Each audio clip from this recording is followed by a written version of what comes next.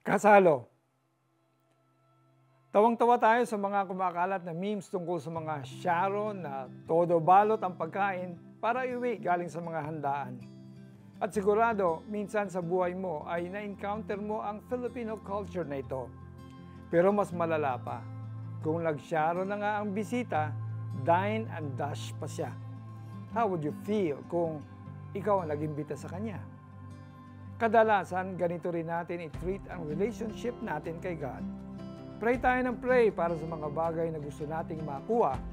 Matapos niyang sagutin ang ating mga panalangin, nawawala na tayong parang bula. At lalapit na lang tayong muli kapag may kailangang ulit tayong hingin.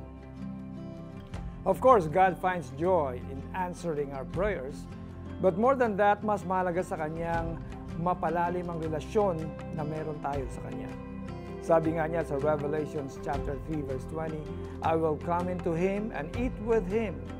Hindi niya sinabing makikipagkita lang siya saglit or iaabot niya lang ang pagkain sa atin. Ayon sa verse na ito, He will eat with us. At kung paanong nakipagkwentuhan tayo sa ating minamahal every time we go on dates or spend quality time with them, ganito rin ang gusto ni God ma-experience with us. Gusto niya tayo makasalo so that we can get to know Him better and vice versa. Let's pray. Panginoon, sorry po kung at times dine and dash ako sa relationship natin. Thank you na sobrang love mo ko at lagi mo akong binibigyan ng chance para makilala kayo ng lubusan. Bigyan niyo po ako ng grace para maging consistent sa quality time nating dalawa. I love you, Lord. In Jesus' name I pray. Amen. Kumuha ng disposable spoon and fork. Isulat sa spoon, Revelations 3:20, at sa fork naman ay date time with God.